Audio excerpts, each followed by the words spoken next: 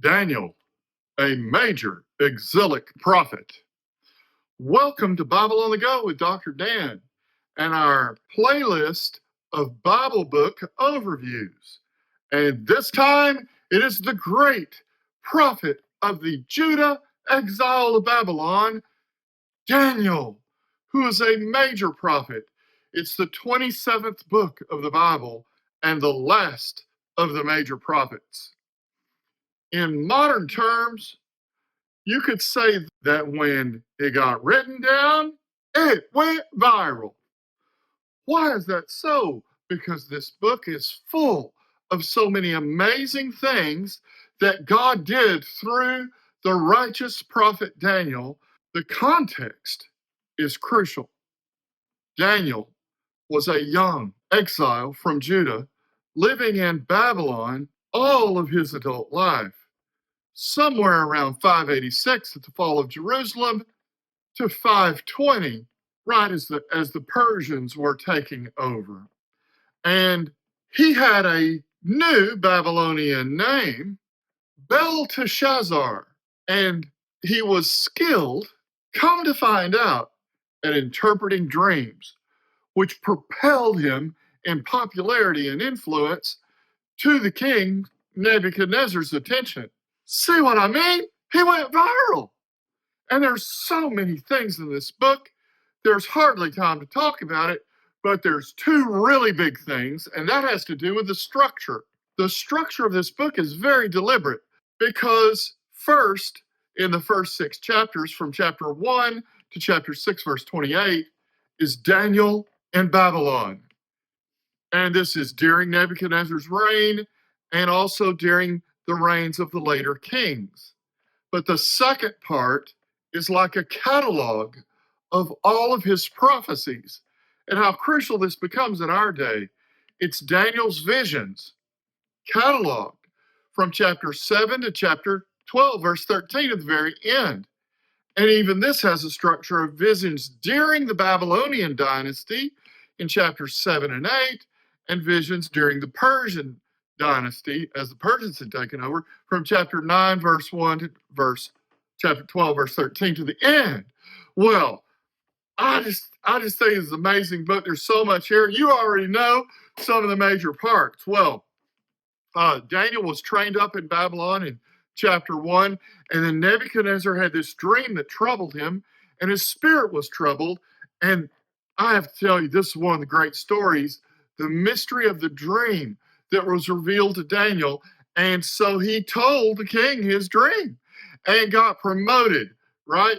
And it's like, wow, praise the God of Daniel, all that great kind of stuff. Well, it's here in chapter 3 that we get the dramatic story of Hananiah, Mishael, and Azariah, whose names were changed to Shadrach, Meshach, and Abednego in chapter 3. And of course, as they were not going to bow to the idol, and they were thrown into the fiery furnace, and there was another one in the fire, like a son of the gods, which when Christians read that, they're like, oh my goodness, it's the pre-incarnate Christ. It's a dramatic story. Well, when we get to chapter 4, it's Nebuchadnezzar's dreams of a great tree, and lo and behold, Daniel interprets it. And then God's judgment on Nebuchadnezzar, and he goes crazy. And then by the time we get to the last part of chapter 4, his reasoning and his mind has returned. And then we get what comes to in chapter 5, my all-time favorite part of the story. It's such a dramatic, amazing story that Rembrandt did a painting of it entitled Belshazzar's Feast. Well, Belshazzar had gone wild, and he was like a interim mayor of Babylon, while Nabonidus, his father, was out. This is the successor to Nebuchadnezzar, was out fighting against the Persians.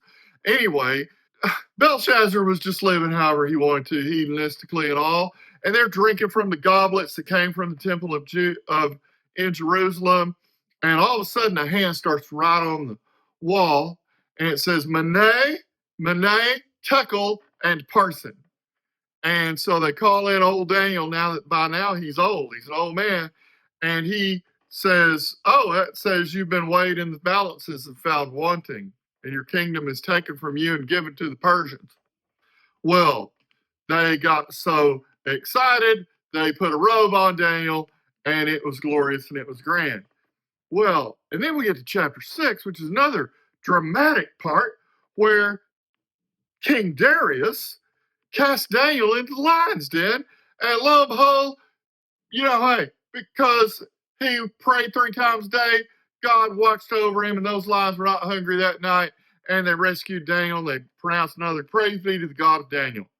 Well, the only thing left to say is in this second part of chapter 7, there are many of these passages that are quoted by John in Revelation chapter 13, mostly from chapter 7 to chapter 12. And it's just amazing the accuracy.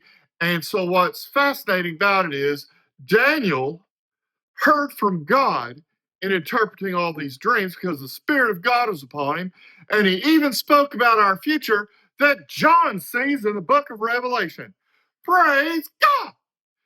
Thanks for watching Bible on the Go, Dr. Dan. If you like these videos, one of the best things you do is subscribe. I appreciate subscriptions, liking, and sharing. All of you who share these videos, thank you, and keep watching.